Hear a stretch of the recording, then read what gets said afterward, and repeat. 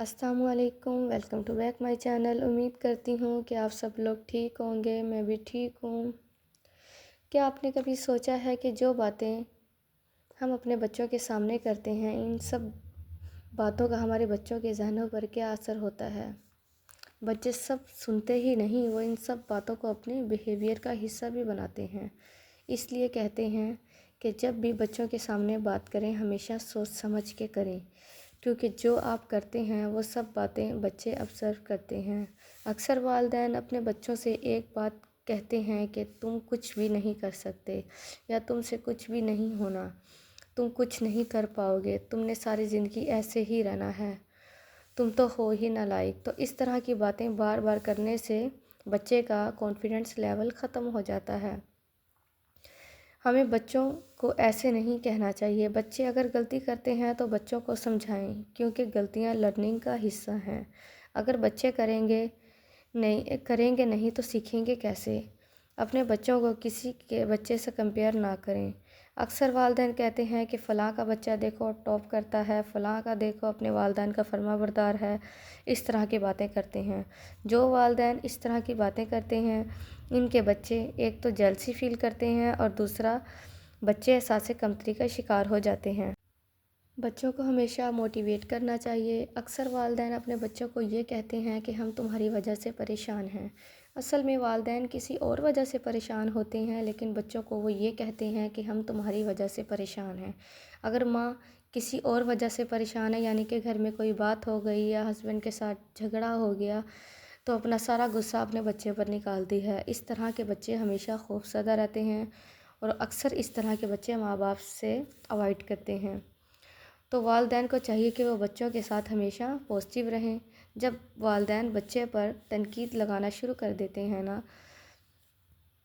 کہ تم تو بہت سست ہو، یا تم ہر وقت شرارتیں کرتے رہتے ہو، حالانکہ بچے اس طرح کے نہیں ہوتے، کرتے بھی ہوں گے کم، لیکن ہم بار بار کہہ کے انہیں اس طرح کا بنا دیتے ہیں۔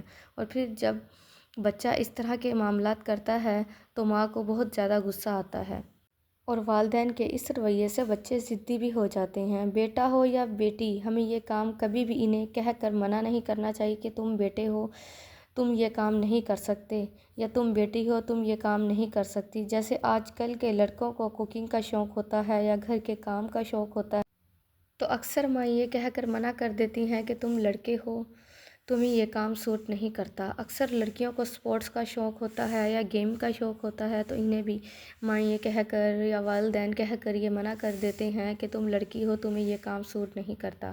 بلکہ والدین کو بچے کو یہ کہنا چاہیے کہ تمہیں جو کام بہتر لگے تم کرو، اس کام میں تم نے اپنا پرفارمنس جو ہے وہ ایکسیلنٹ رکھنی ہے۔ اکثر والدین اپنے گھر کے مسائل اپنے بچوں سے شیئر کر رہے ہوتے ہیں، جو کہ بہت غلط بات ہے۔ بچے جو ہوتے ہیں نا، وہ ذہن کے کچھ کچے ہوتے ہیں۔ آپ جس طرح بچے کو سمجھانا چاہتے ہیں، بچے اس طرح نہیں سمجھ پاتے، وہ اپنی ایج کے حساب سے اپنی چیزوں کو سمجھتے ہیں۔ سو پلیز اس طرح کے معاملات سے بچوں کو ہمیشہ دور رکھیں۔ والدین کو اپنے بچوں سے بہت سی امیدیں نہیں لگانی چاہیے۔ کل کو جب بچے امیدوں پر پورا نہیں اترتے تو والدین کو دکھ بھی ہوتا ہے، اور والدین بچے کے پیچھے بھی پڑ جاتے ہیں، جس سے بچہ ڈھیٹ بھی ہو جاتا ہے اور والدین سے اوائڈ بھی کرنا شروع کر دیتا ہے۔ اکثر والدین کہتے ہیں کہ میں نے تمہیں کہا تھا اس دفعہ تمہارے 100% مارکس آنے چاہیے، تو وہ کیوں نہیں آئے؟ والدین کے اس رویے سے بچہ احساس کمتری کا شکار ہو جاتا ہے۔ اپنی خواہشات کا بوجھ اپنے بچوں پر مت ڈالیں کہ اگر تم ڈاکٹر نہیں بنے تو تم نے یہ ٹھان لی میں اپنے بچے کو ڈاکٹر بناؤں گا۔ کبھی بچے کے پاس بھی بیٹھیں، اس سے بھی پوچھیں کہ وہ کیا بننا چاہتا ہے، یا اس نے اپنے مستقبل میں کیا سوچا ہے۔ بچوں پر اپنی خواہشات کا بوجھ ڈالنا یا اسٹڈیز کا بوجھ ڈالنا، یہ سب کام بچوں کو بور کر دیتے ہیں۔ اس طرح کے بچے تعلیم کے ساتھ ساتھ والدین سے بھی دور بھاگنا شروع کر دیتے ہیں۔ والدین کو چاہیے کہ اپنے بچوں میں انٹرسٹ لیول پیدا کریں۔ اکثر والدین اپنے بچوں پر شک کرتے ہیں، والدین کو اپنے بچوں پر شک نہیں کرنا چاہیے۔ ان سے ہمیشہ کھل کر بات کریں اور ان کی ہر بات کو سنیں، سمجھیں کہ بچہ کیا کہنا چاہتا ہے۔ اس طرح کے بچے ہر بات آپ سے شیئر کریں گے، اور وہ ہر بات چاہے وہ پازیٹیو ہو یا نیگیٹو آپ سے شیئر کیے بغیر نہیں رہیں گے۔ اسی کے ساتھ میں آپ کو بتاتی چلوں، یہ جو میں نے شرٹ لی تھی، یہ ریڈی میڈ ہے، اپنی بیٹی کے لیے یہ میں نے لی تھی۔